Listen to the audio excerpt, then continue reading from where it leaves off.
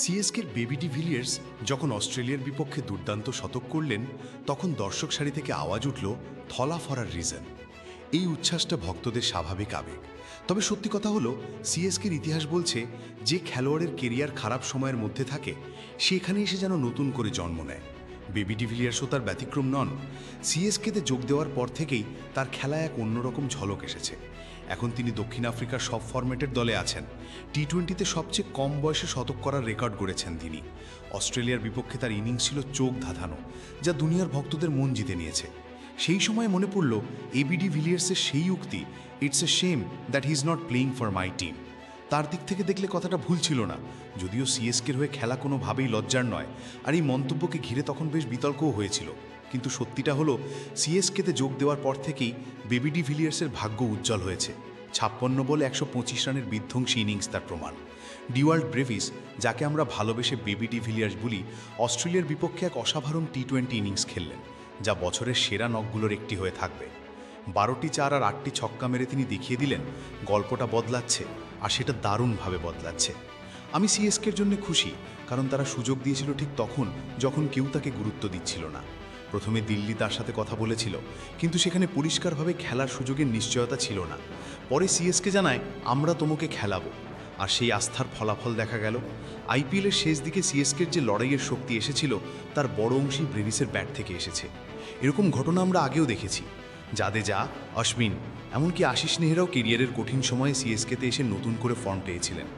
বড় উদাহরণ রবিন উত্থাপা, আম্বাতি রাইডু আর অজিঙ্ক্য রাহানে, যাদের অনেকে প্রায় শেষ ভেবে নিয়েছিল, কিন্তু সিএসকে এসে তারা আবার আলো ছড়িয়েছেন। এবার সেই তালিকায় যোগ হলো বেবি ডিভিলিয়ার্সের নাম। মুম্বাই ইন্ডিয়ান্সে খেলার সময় ব্রেভিসকে নিয়ে অনেক আশা ছিল, কিন্তু সুযোগ কম পাওয়ায় তিনি ধীরে ধীরে আড়ালে চলে যান।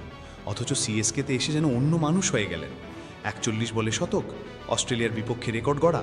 এখন তিনি দক্ষিণ আফ্রিকার ইতিহাসে দ্বিতীয় দ্রুততম টি-20 শতকধারী। ব্রেভিসের এই ইনিংসই দলকে 200 রানের ওপরে নিয়ে যায়। অস্ট্রেলিয়া প্রথম ম্যাচ জিতেছিল, কিন্তু এই ম্যাচে ব্রেভিস একাই ম্যাচের মোড় ঘুরিয়ে দেন। বিশেষ করে ম্যাক্সওয়েলের বিপক্ষে তার ব্যাটিং দেখালো সিএসকের আত্মবিশ্বাস এখন তার মধ্যে ঢুকে গেছে।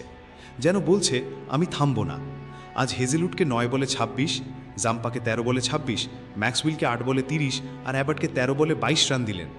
মজার ব্যাপার হলো, টি-20তে হয়তো এবি ডিভিলিয়ার্সের শতক নেই, কিন্তু তার বেবি ব্রেভিসের শতক হয়ে গেছে। তাই এবি ডিভিলিয়ার্সও টুইটে লিখলেন, এটা ছিল সোনার সুযোগ, যা সিএসকে কাজে লাগিয়েছে।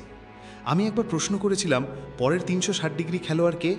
এবি ডিভিলিয়ার্স তখন বলেছিলেন ডিওয়াল্ড ব্রেভিস, আর এখন তিনি সেটা প্রমাণ করতে শুরু করেছেন। আইপিএলে সিএসকের হয়ে 6 ইনিংসে 225 রান।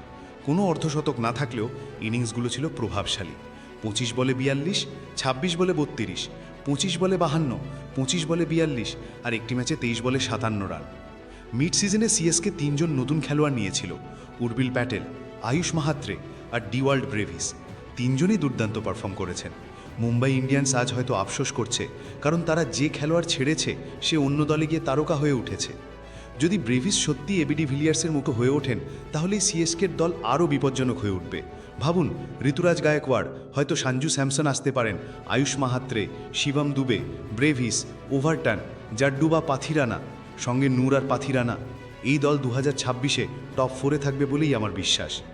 আর এবি ডিভিলিয়ার্সের সেই মন্তব্য, what a shame that he is not playing for my team, he is playing for CSK. আপনার কি মত?